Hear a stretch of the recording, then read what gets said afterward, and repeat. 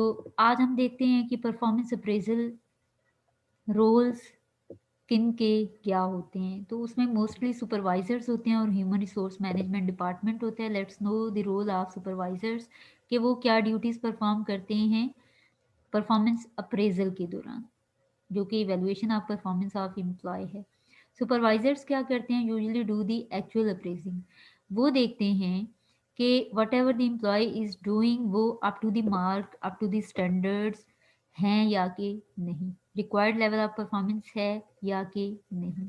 क्योंकि वो direct supervisor होता है, वो डायरेक्शंस प्रोवाइड करता है to the employee how to perform the task whatever is expected by the from the employee. उसको बताया जाता है क्या करना है, कैसे करना है, क्वालिटी क्या होगी, इसकी क्वांटिटी क्या होगी, वो सारी चीज़ें उसको सुपरवाइज़र बताता है। ये ऐसे ही है जैसे आपके टीचर्स आपको पढ़ा रहे हैं और आपके असाइनमेंट क्विज़ेज़ वो चेक करते हैं, या आपकी लर्निंग को टेस्ट करने के लिए असाइनमेंट क्विज़ेज़, आपके एग्ज़ाम पेपर्स जो हैं वो आपके टीचर्स डिज़ाइन करते हैं। रीज़न कि टीचर आपको पढ़ा रहे हैं तो दे कैन एक्चुअली असेस और इवेलुएट योर लर्निंग कि वो ठीक हुई है या नहीं हुई। क्योंकि जिस तरीके से वो पढ़ा रहा है, जिस तरीके से वो चीज़ें आपको सिखा रहा है, लर्निंग की टेस्टिंग भी वही कर सकता है but in a better way. तो सुपरवाइज़र जो है एक्चुअल अप्रेजिंग वो करते हैं। Supervisor must be familiar with basic appraisal techniques. उसको पता होना चाहिए बेसिक अप्रेजल टेक्निक्स क्या है। टीचर है, स्टूडेंट्स को सपोज पढ़ा रहा है, तो टीचर मस्ट नो कि किस तरह से मैंने पढ़ाया हुआ है और किस तरह से मैंने इनकी लर्निंग को टेस्ट करना है। तो सुपरवाइज़र को पता होगा कि मैंने इसको सेट ऑफ डायरेक्शन क्या प्रोवाइड किया हुआ है एम्प्लॉय को, मैंने इसको काम करने का कौन सा प्रोसीजर बताया हुआ है, तो उसी तरीके से वो अपने एम्प्लॉयज़ की परफॉर्मेंस को मेजर कर सकता है। उसको पता होगा कि कौन सी टेक्निक्स मैंने परफॉर्मेंस मेजर करने के लिए यूज़ करनी है। Supervisor must understand and avoid problems that can damage appraisals. कि वो जो फेवरेटिज्म होता है, वो जो बाइसनेस होती है कि चलो ठीक है कोई बात नहीं है, या तुम मेरे रिश्तेदार हो, तुम मेरे जो है वो रेफरेंस से आए हुए हो, तो मुझे जो है मैंने तुम्हारी गारंटी दी हुई है कि तुम बेस्ट इंडिविजुअल हो इस टास्क को परफॉर्म करने के लिए। लेकिन अभी अगर तुम्हारी बैड परफॉर्मेंस इवेलुएशन जाएगी तो वो मेरा भी एक नेगेटिव इमेज बनाएगी कि इसने तो एक ऐसे इंडिविजुअल को ऑर्गेनाइजेशन को रिकमेंड किया है जो कि ये काम करने के लिए एलिजिबल है ही नहीं।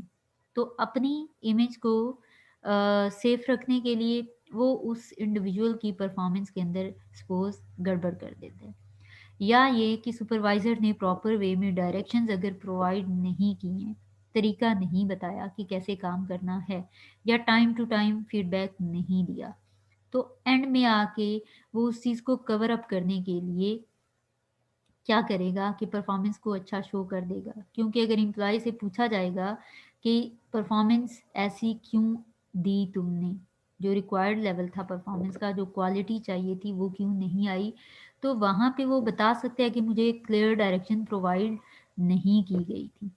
ठीक है, अगर मैं आपको जॉब परफॉर्मेंस इवेलुएशन सिखाऊं नहीं और मैं आपकी परफॉर्मेंस इवेलुएशन टेस्ट के लिए परफॉर्मा आपको बनाने को दे देती हूँ सपोज पेपर में, और फिर मार्क्स भी आपके गंदे आते हैं, तो you can easily tell the management के ये तो इन्होंने हमें सिखाया नहीं है, तो हाउ कैन शी जज कि हमें ये चीज़ आती है या नहीं, जबकि इन्होंने ये हमें पढ़ाई नहीं है।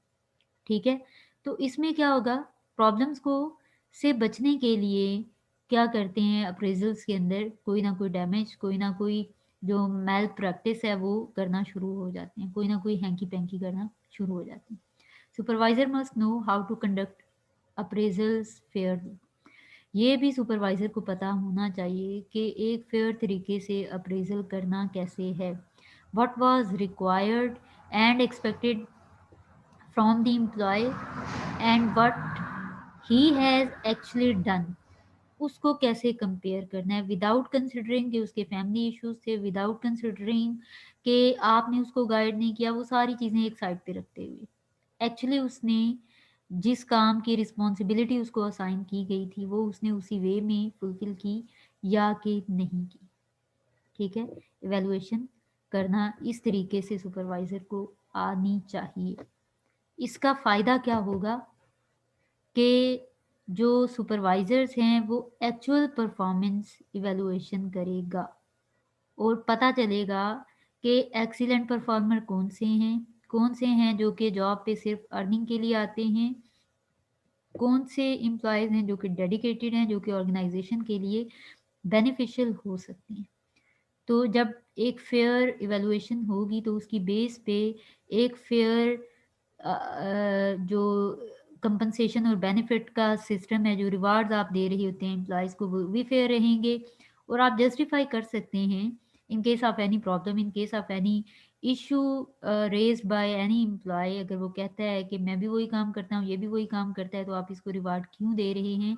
तो आप बताएं कि आपको टारगेट मिला था 100 प्रोडक्ट्स का, आपने 70 प्रोडक्ट प्रोड्यूस किए और इसने 100 प्रोड्यूस किए। That's why he is a deserving person के इसको रिवार्ड दिया जाए। ठीक है, तो उसकी बेस पे फिर जब चीज़ें जस्टिफाइबल होती हैं, पार्शियल होती हैं, जब उनके अंदर कोई फेवरेटिज्म, कोई बाइसनेस नहीं होती है, तो उनको डिस्क्लोज किया जा सकता है। वो सबके साथ डिस्कस करके जो भी कंफ्यूजन होती है उसको रिजॉल्व किया जा सकता है। लेकिन जहाँ पे कोई ना कोई आप मैल प्रैक्टिस करते हैं, कोई ना कोई आप जो है वो अनफेयरनेस करते हैं किसी के साथ, वो फिर इंडिविजुअल कभी भी चीज़ें आपके साथ डिस्क्लोज नहीं करता, शेयर नहीं करता। बस वो आपको प्रेशराइज करता है, आपको पनिश करता है, आपको डराता धमकाता है। जॉब लॉस के इवन आपको जो हैं वो थ्रेट्स दिए जा रहे होते हैं सिर्फ इसलिए कि उसका जो एक क्वेश्चनेबल एक्शन है वो सामने ना आ जाए। तो इसलिए अगर सुपरवाइज़र अपने रोल्स फेयरली परफॉर्म कर रहा होगा तो ऑर्गेनाइजेशन एक तो पॉजिटिवली परफॉर्म कर रही होगी, सारे इंडिविजुअल सेटिस्फाइड होंगे ऑर्गेनाइजेशन के साथ, प्लस ये कि वो बहुत जल्दी प्रोग्रेस करती है।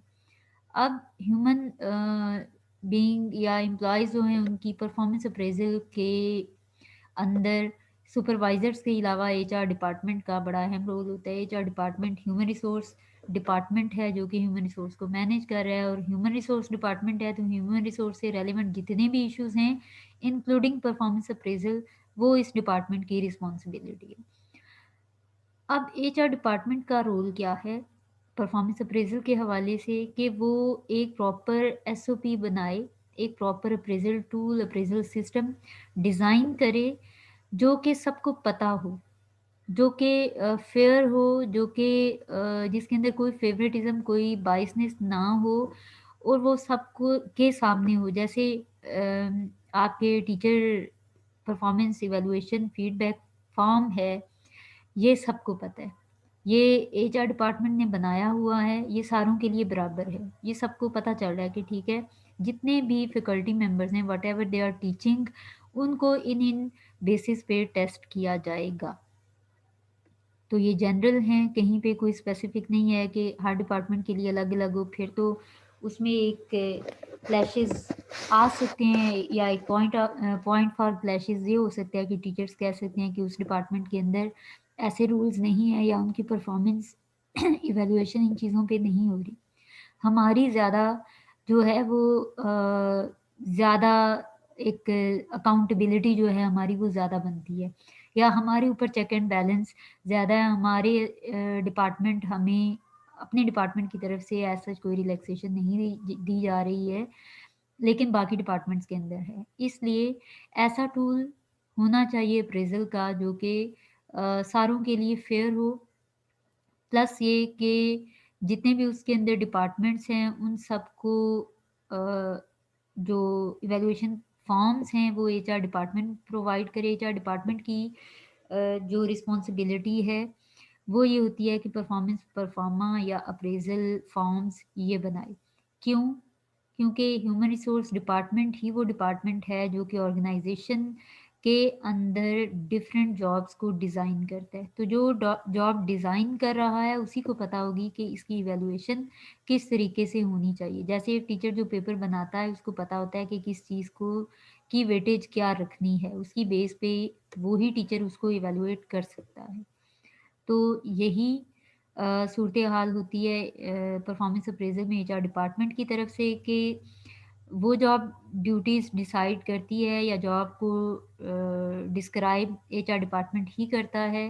तो बेहतर होता है कि वही एक फॉर्म बनाए और बनाता भी वही है, ताकि वो सारों के लिए इक्वल रहे, सारों की परफॉर्मेंस एक स्टैंडर्ड वे में अप्रेज की जाए, इवेलुएट की जाए।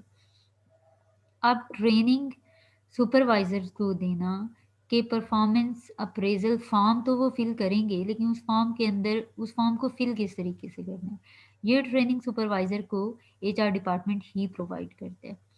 फिर HR department must be responsible for monitoring the system to ensure that appraisal formats and criteria comply with EEO laws and are up to date। एक तो ये कि इक्वल एम्प्लॉयमेंट अपॉर्चुनिटी हो कि वो क्राइटेरिया जिससे एक स्केल की या एक लेवल के एम्प्लॉय की परफॉर्मेंस टेस्ट हो रही है, उसी स्केल के दूसरे एम्प्लॉय की परफॉर्मेंस भी उसी इवेलुएशन उसी मेथड के थ्रू जो है वो इवेलुएट हो रही हो।